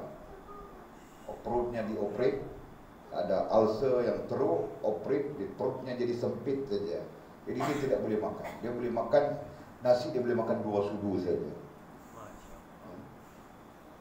Jadi dia dengan sendirinya dia hilang bah, keinginan mau makan itu hilang. Jadi faktor yang mau lihat, kita mau kaji di sana. Dulu dia suka makan, tapi sekarang kenapa dia tidak mau makan? Kau offer dia bawa ujung kita makan kijang bakar, sana gajah bakar, di situ bewak bakar, semua dia tidak mau lagi. Dia tidak mau lagi. Kenapa? Karena dia tidak perut sudah. Faham enggak?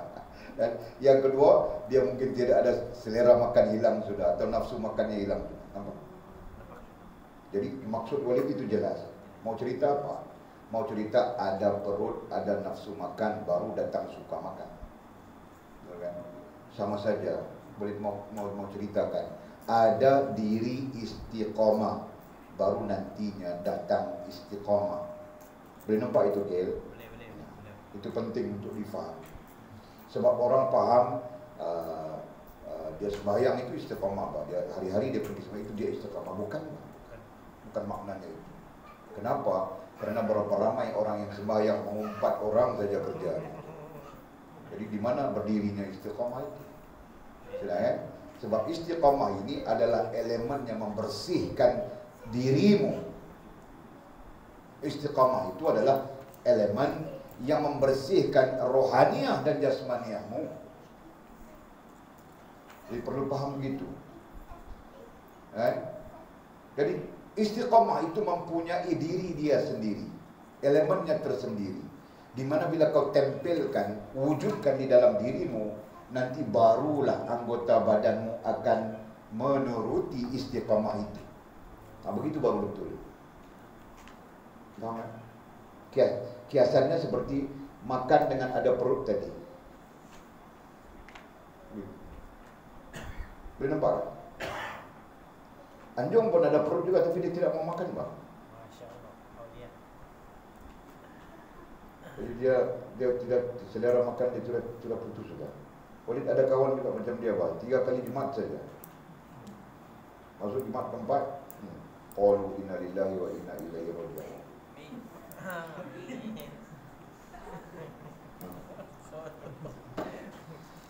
Okey, jadi paham ya. Nah, lihat. Jangan engkau sebarkan rahasiamu kepada semua orang, termasuk engkau mau mendirikan istiqamah pada dirimu. Itu termasuk hal itu ya. Jangan engkau sebarkan rahasiamu kepada semua orang.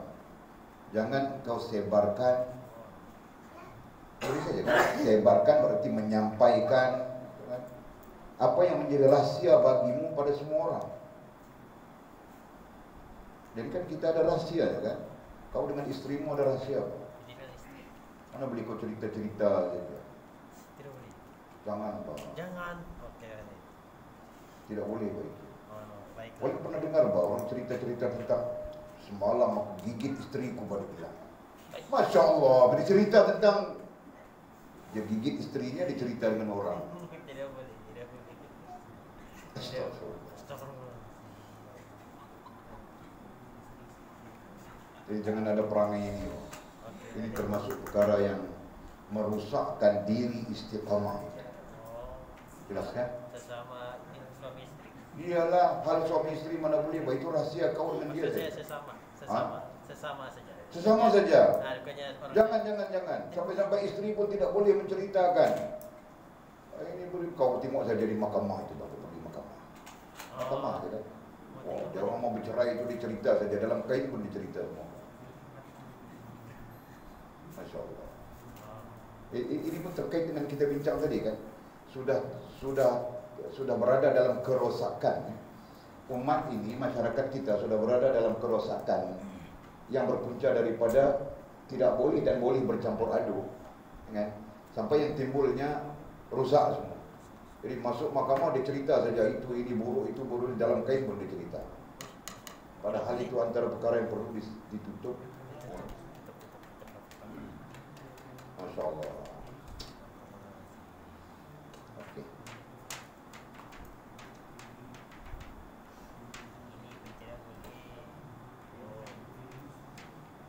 Jadi ingat ya, sebagian ulama berpendapat apabila kau menceritakan rahasiamu kepada orang, selama mana apa yang menjadi rahasia atau aib itu berjalan, maka yang menceritakan tidak akan mendapat keampunan. Masya Allah.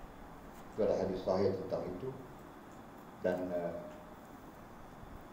panjang lebar hadisnya. Antara Nabi SAW sebut di sana, di dalam hadis yang sama adalah tidak berbau syurga. Kalau suami bercakap tentang istri, menceritakan keaiban istri kepada orang lain,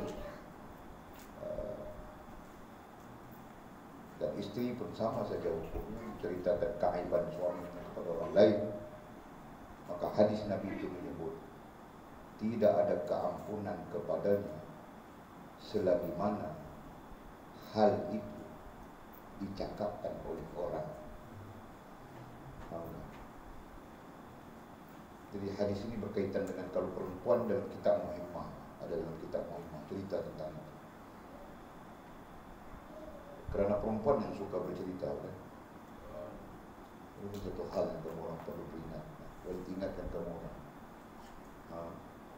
Sebagai anak-anak, ingat saja. Jangan bercerita tentang itu, termasuk rahasia, kan? Itu termasuk rahasia. Jangan bercerita. Sekalipun kau sedang bermasalah dengan suamimu, kau bagaimana? Kau jangan bercerita kepada orang lain tentang buruknya suamimu, karena kau tidak akan mendapat keampunan Allah. Walid bertanya berkali-kali kepada Syekh ketika Syekh membaca kitab hadis, bukan Muhimmah itu, Mau'izatul Badi'ah nama kita, terkait dengan hal itu. Syekh Walid bilang, ya, dia pun datangkan hadis ini, dia pun datangkan hadis, tidak kurang daripada 17 hadis yang menyebut tentang itu. Masya Allah. Jadi takutlah pada Allah. Takut Allah nantinya tidak mengampunkan kamu. Takut itu.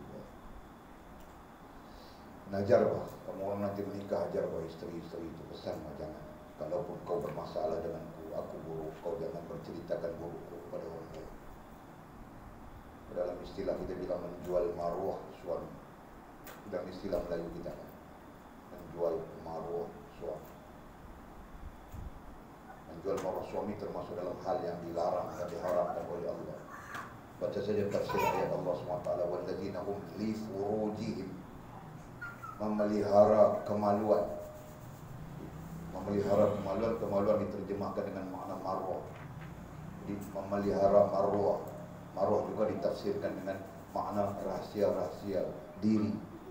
Itu kewajiban yang perlu dijaga. Jangan karena kau bermasalah nanti kau cerita begitu. Kau akan menanggungnya sampai hari kiamat. Dan wali pasti tentang itu karena wali bertanya sendiri kepada Syekh.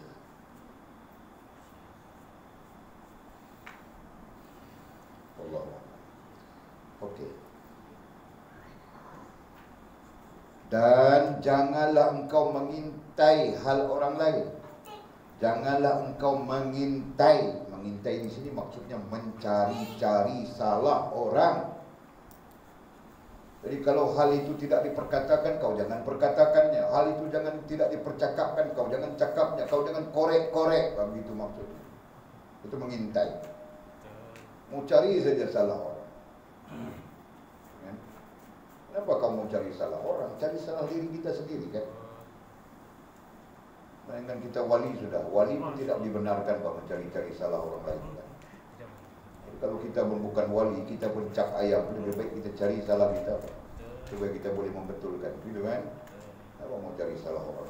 Salah. Dan jangan kamu bertutur kepadanya, dan jangan kamu bertutur kepadanya. Nya siapa? Nya orang. Nya orang lain. Nya itu nya orang lain. Sebab dia sepatutnya tidak ada koma di situ, sebab ada dan, kan? Janganlah engkau mengintai orang lain, tidak perlu ada koma di situ. Dan itu atafnya. Dan jangan kamu bertutur kepadanya, ai orang lain, nya itu nya orang lain, dengan ilmu yang tidak mampu difahami oleh akalnya.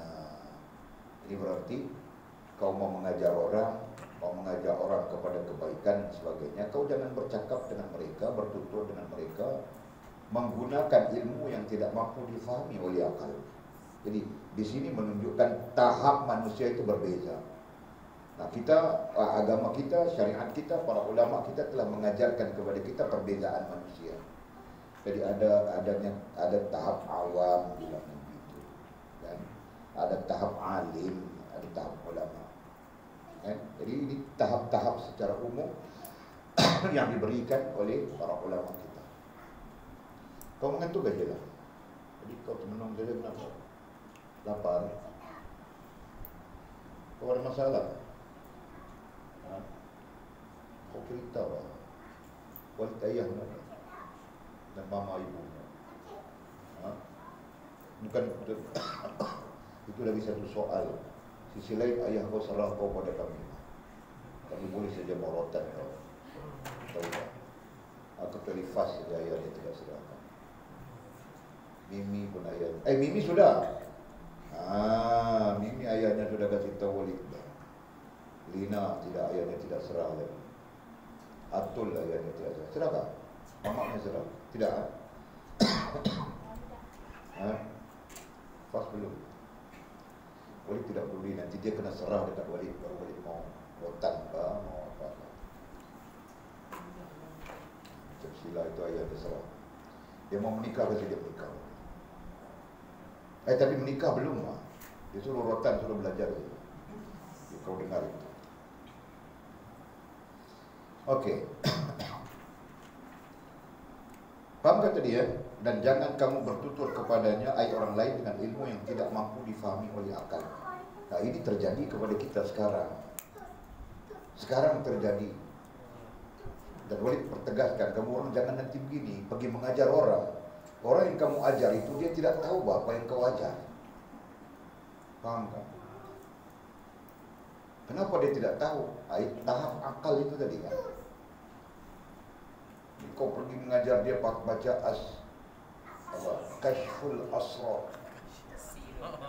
Sirrul Asrar. Orang itu doa iftitah pun tidak betul. Bukan doa iftitah, Fatihah pun tidak betul lagi. Alhamdulillahirabbil alamin, Ar-Rahmanir Rahim, Maliki Yaumiddin. Bacanya pun macam tidak betul kan? Wala bolin. Fatihahnya pun tidak betul.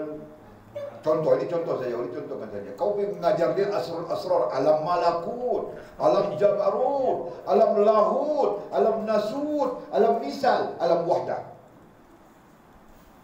Putus bawa kepala buaya. Jangan. Sebab itu Walid ajar kamu orang, supaya kamu orang faham step-stepnya. Faham tak? Step-step kamu orang mau mengajar orang. Apa yang kau perlu fahamkan dia dulu? Begitu. Nah, Walid mengajar kamu orang. Apa yang Walid ajar kamu orang dulu sila? Pertama-tama, my touching, sentuhan Walid dalam mengajar kamu orang apa?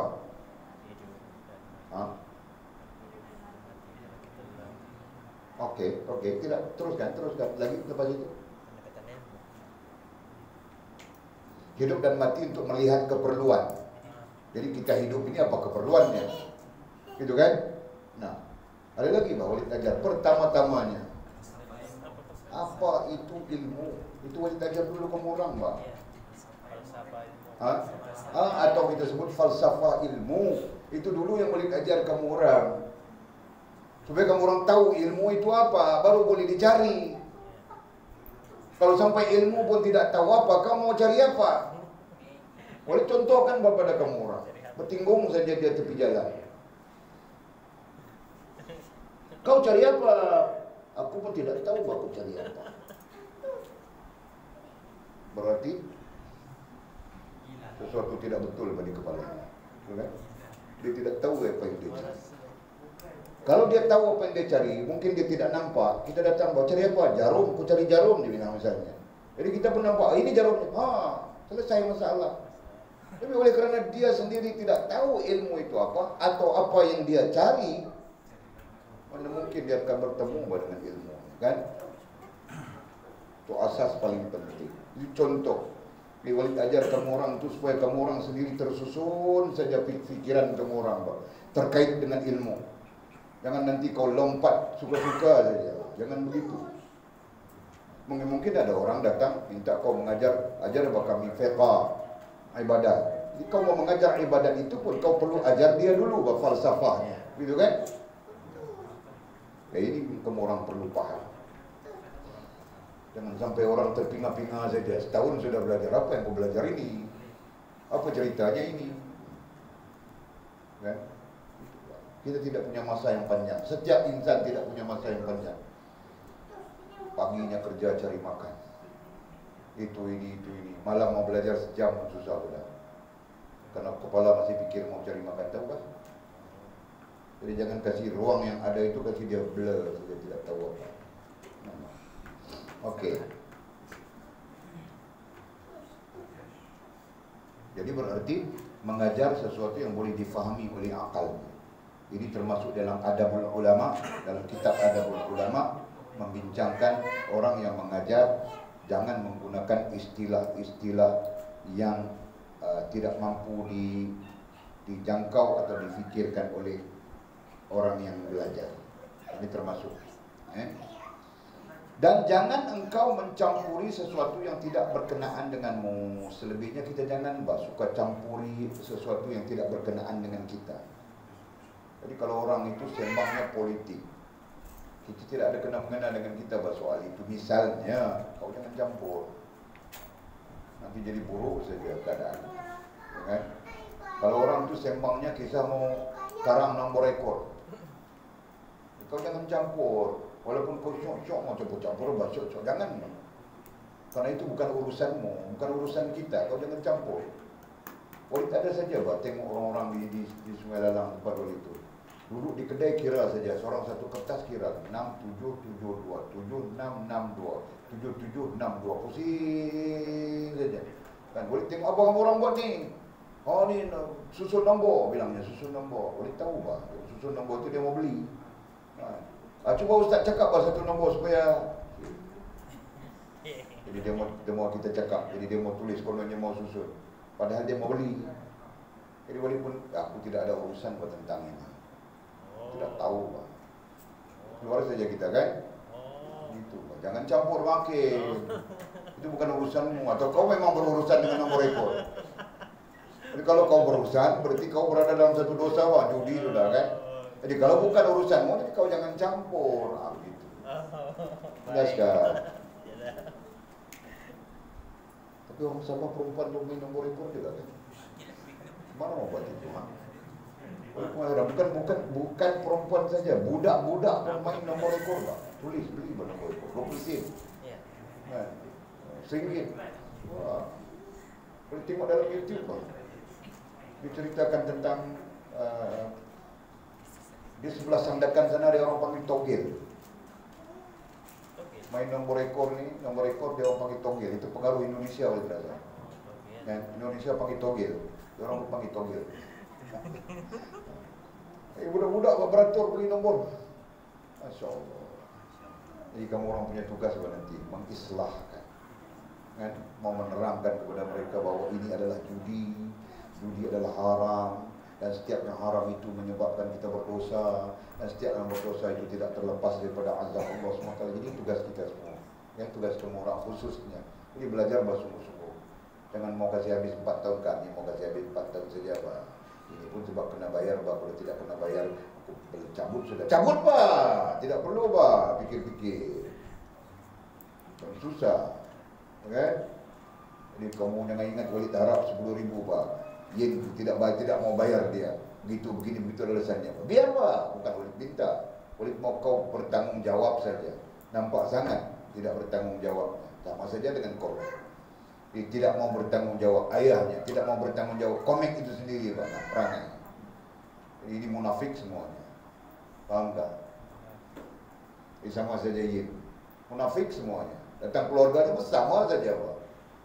Apabila begitu begini, berarti mereka tidak mau membayar. Walid bukan masalah. Walid hidup bukan duit mereka Pak. Walid bukan hidup dengan duit kamu orang. Kan?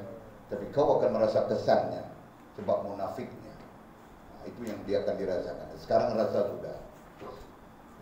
Yang paling rasa sekarang adalah konek. Kamu tengok saja. Walid bukan mendoakan, tapi kamu tengok saja. Apa akhirnya akan terjadi? Okey, jadi jangan kau mencampuri sesuatu yang tidak berkenaan denganmu. Kalau tidak berkenaan dengan kita, jangan campur Pak. Kita di sini berkenaan dengan kita, belajar saja kan? Gitu kan? Kalau tidak ada duit mau beli kitab jom kita menoreh getah. Bila Pak, kita menoreh getah. Kita tanya dulu orang kampung ni. Tapi sekarang kemarau kan, getah tidak ada.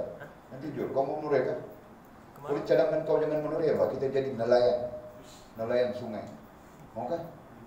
Kita beli boat satu, kita jadi nelayan sungai. Malam kita turun pasang bubu udang galah, kan? Kita pasang taut, dapat besar-besar, besok pagi kita jual saja. Nah, boleh beli kita. Betul kan? Walid macam itu, Walid dulu berniaga. Walid di pondok, apabila Walid marah ayah Walid, tension dengan ayah Walid, terus Walid tidak pulang, Walid berniaga. Datang saja idea. Itu jam minyak wangi satu apa dipanggil dengan botol kecil-kecil punya? Minyak wangi itu lah. Itu jam satu botol itu RM1, RM1.50, RM2 paling mahal. Walid pergi ambil, cari duit sikit, buat ambil upah. Jumpa dengan atuk nenek itu jahit atap, Walid pergi jahit atap, dia bagi khusus Walid upah buat modal. Walid beli buat minyak wangi itu, perniagaan. Jadi itu bicara Walid. Dan Walid menjadi student yang paling kaya sekali di Pondok Lanai. Kau tahu tak? Kaya apa dia? Satu bulan 600, 700. 600, 700 masa itu.